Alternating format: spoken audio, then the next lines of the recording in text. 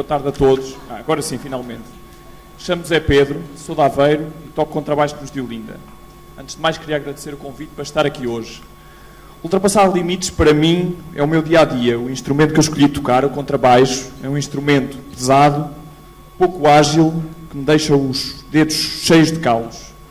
É um instrumento que me permite estar mais para o fundo do palco, num sítio de menos destaque. Inclusive, permite-me ultrapassar aqui hoje o limite de sofrimento, a estar aqui à frente, sozinho, em frente a todos vocês. Nada melhor do que tocar um bocadinho.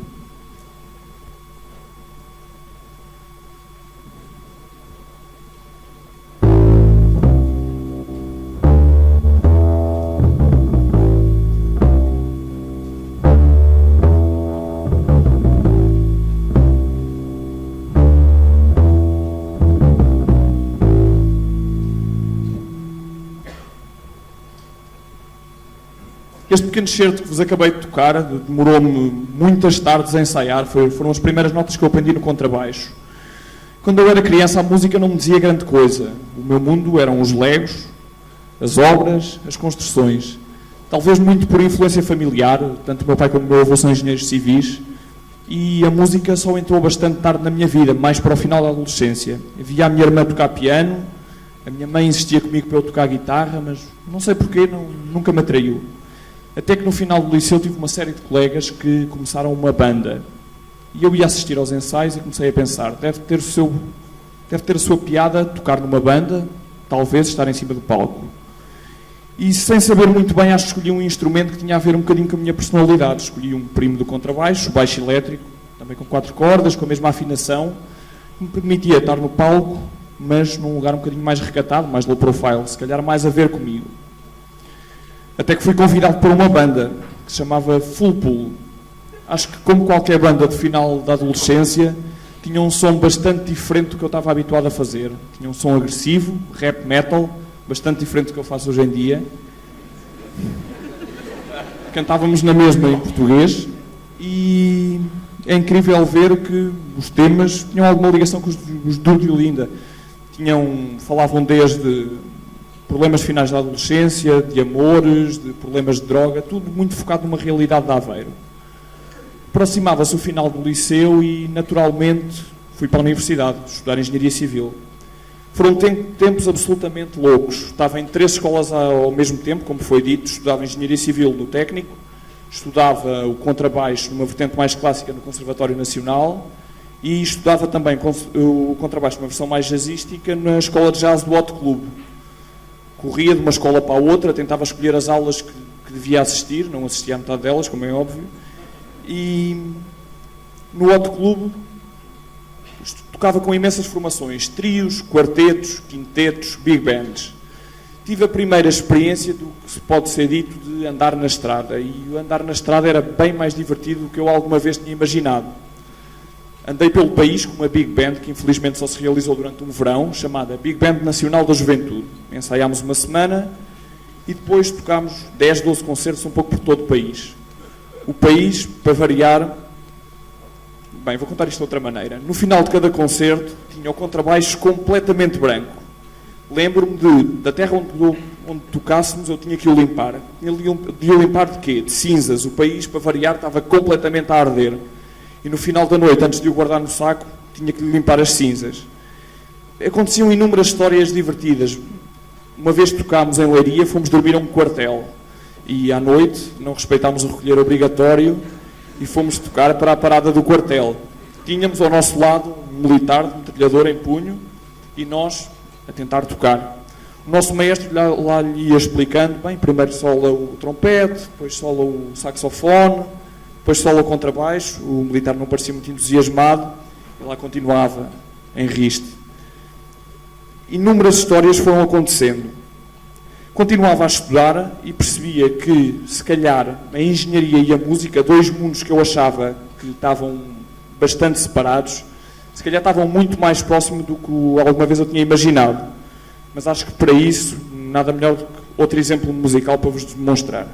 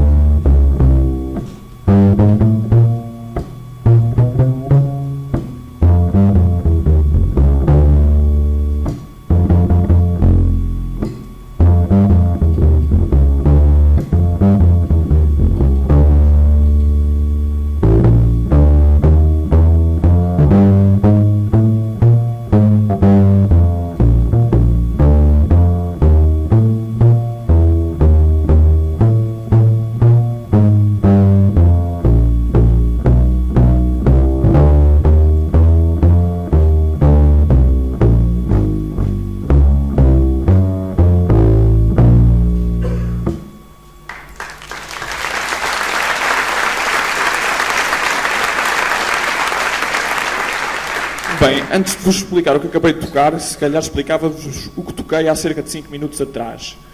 Foram as primeiras notas que eu aprendi de uma música chamada Chan Chan, escrita por Compay II, um autor cubano, e eu conheci essa música através de um CD chamado Buena Vista Social Club. Possivelmente muitos de vocês conhecerão, foi um grande sucesso aqui há 15 anos atrás. Era um CD de uma coisa que eu desconhecia na altura, chamada World Music. E nunca pensei que, passado tantos anos, fizesse tanto sentido para o que eu faço hoje em dia, que ao fim e ao cabo, em português, é música do mundo.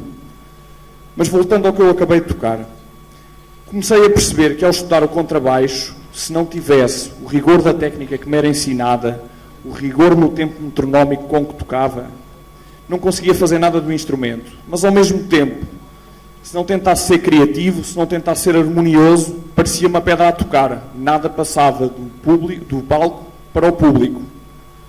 Ao mesmo tempo andava no técnico e percebia que, se ao rigor do cálculo, das regras que aplicava na resolução dos exercícios, não olhasse para os problemas de uma forma criativa, muito possivelmente as contas de nada me serviam, não me ajudavam a ultrapassar simplesmente nada. Continuava por Lisboa a correr entre escolas, a aprender a tocar, até que um dia fui com o conservatório à Faculdade de Letras, pensava eu, na Alameda da Universidade, para um concerto. Entrei esbaforido com o contrabaixo às costas e vem ter uma pessoa comigo. Veio ter uma pessoa comigo com o cabelo com uma ligeira crista, com os colares ao peito, vestido de uma forma um bocadinho extravagante. Eu vim do técnico, não estava habituado àquilo, não é? E disse-me, olha, tu tocas contrabaixo, eu tenho uma banda, eu gostava que tu participasses. Eu estava mais preocupado em encontrar o sítio do concerto, que afinal não era na Faculdade de Letras, era na Faculdade de Ciências. Então fizemos uma troca. Esta pessoa indicou-me onde é que era a faculdade e eu dei-lhe o meu número de telefone. Bem, mas esta pessoa não tinha um sítio para apontar o meu número de telefone.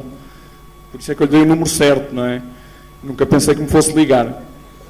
O que é que acontece? Passados uns dias recebo uma chamada do Gonçalo, o Gonçalo Tocha, que hoje em dia, para além de ter feito muitos videoclipes da Diolinda, anda com os filmes dele, com os documentários, um pouco por todo o mundo, a ganhar prémios, convidaram-me para participar numa banda chamada Lupanar, onde eu conheci a minha mulher, Ana Bacalhau, e onde percebi também que, para além da música, tinha de fazer muito mais coisas. Tocar um instrumento não me chegava.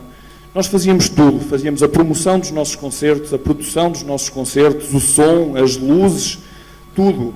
Inclusivamente colávamos cartazes, uma vez noite a fio, para um concerto na aula magna, com uma cola tão agressiva que perdemos a pele toda das mãos. Portanto, foi ótimo para depois poder ir tocar.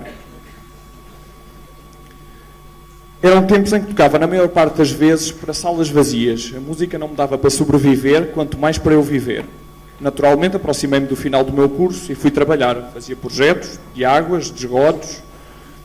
Não que eu adorasse, mas realmente não era a minha paixão. Até que num almoço de família, com o Pedro, com o Luís, com a Ana e comigo, o Pedro traz-nos 3 ou 4 músicas para nós ensaiarmos. 2 guitarras, contrabaixo, a voz da Ana. Começámos a perceber que ali acontecia alguma coisa de especial. Com a experiência das outras bandas percebemos, se nós não marcarmos um concerto, nunca vamos ter nada ensaiado a tempo.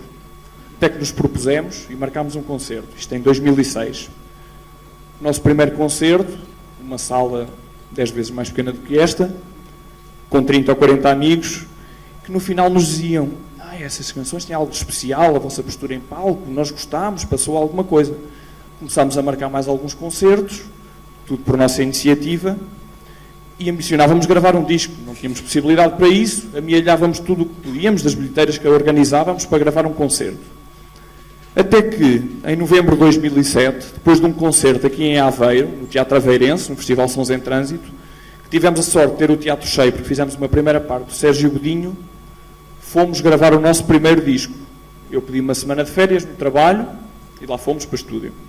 Passado uns meses, este disco saiu. Estávamos em abril de 2008. Timidamente, o disco ia chegando às pessoas. A pouco e pouco, íamos tocando em mais sítios. Lisboa, Aveiro, percorríamos um pouco o país. Até que percebemos que, se calhar, o país era pequeno. Precisávamos de ultrapassar o limite do nosso próprio país. Rapidamente chegávamos de uma ponta à outra e, se queríamos ser músicos profissionais, isso não nos permitia. O que é que fizemos? Precisávamos de alguém para nos ajudar com esta aventura. Encontramos uma agência chamada Sons em Trânsito, Vasco de Sacramento. E porquê? Pesquisámos e procurámos alguém que ia de encontro ao que nós queríamos. O Vasco, na altura, tinha uma série de bandas que trazia do estrangeiro para Portugal. E não tinha nenhuma para levar de Portugal para o estrangeiro. O que é que nós pensámos? Ninguém melhor para nos poder levar também lá para fora. Continuámos o nosso trabalho juntos, até que, em fevereiro de 2009, conseguimos o nosso primeiro concerto fora de Portugal. Tocámos na Bélgica, uma primeira parte da Teresa Salgueiro, e à semelhança do que aconteceu cá em Aveiro, tínhamos uma casa cheia para nos ver. Ou melhor, para ver a Teresa Salgueiro. Felizmente, o concerto correu muito bem e, no final, conseguimos ver belgas e portugueses com um sorriso nos lábios. Alguma coisa tinha passado do palco para as pessoas. Despedi-me do meu trabalho e pude finalmente dizer que era músico profissional. Continuámos a tocar e, depois de 4 continentes, mais de 25 países, 2 CDs, queríamos dar algo de especial às pessoas em Portugal. Queríamos tocar em 2 salas emblemáticas, no Coliseu de Lisboa, no Coliseu do Porto. Quem toca em salas emblemáticas tem que levar um espetáculo emblemático. Então o que é que nós resolvemos fazer? Resolvemos ensaiar uma canção inédita, de um lote de 3 ou 4 canções que tínhamos. Começámos a ensaiar essa canção e percebemos que a canção tinha algo, mas nunca imaginámos o que se vinha a passar a seguir. Tocámos esta canção pela primeira vez no Porto, no Coliseu do Porto, há cerca de 1 ano e meio. Lentamente, durante a canção, começámos a ver as pessoas a levantarem-se a pouco e pouco. Iam-se levantando, iam aplaudindo. Uma canção inédita, que nunca tinham ouvido. E nós, cada vez mais abismados, a olhar para o público. Até que no final tínhamos um coliseu de pé, a aplaudir, uma canção que nunca tinham ouvido. Algumas pessoas com lágrimas, uma certa emoção na sala. E nós percebemos que aquela realidade que aquela canção cantava, a canção chamada Parva que Sou, conta resumidamente a história de uma personagem que quer ultrapassar o limite de casa dos pais, só que não consegue. Estudou, tem os seus sonhos, tem as suas ambições e gostava de seguir a sua vida, gostava eventualmente de constituir família, gostava eventualmente de ter filhos, gostava de ter aventuras, viajar pelo mundo, ter uma vida digna. E não conseguia porque a precariedade laboral não lhe permitia ultrapassar essa situação. Começámos a perceber que esta situação era muito mais generalizada do que meia dúzia de amigos que tínhamos. Tínhamos visto uma sala completamente em pé e isto veio-se a repetir durante mais 3 salas que tocámos seguidamente. Bem, mas acho que, para também não terminar num tom tão deprimente assim, nada melhor do que vos dar mais um bocadinho de música. E acho que o melhor é dar-vos um bocadinho de música, desta vez da Diolinda. Vou-vos tocar um bocadinho, uma estreia absoluta, com trabalhos solo, de uma música chamada Mal por Mal, que fala de uma personagem a que lhe eram impostos muitos limites. Essa personagem não conseguia viver a sua vida, porque lhe impunham tantos limites que a castravam. O que é que essa pessoa resolveu fazer? Resolveu deixar de dar ouvidos a essas pessoas e perseguir os seus próprios sonhos. E era isto, se calhar, que acaba por resumir todo o que eu vos deixo aqui hoje, que é, acho que o melhor é perseguirem os vossos sonhos, fazerem o que querem da vossa vida, porque de certeza que vão fazer muito melhor e com paixão o que gostam de fazer. Obrigado.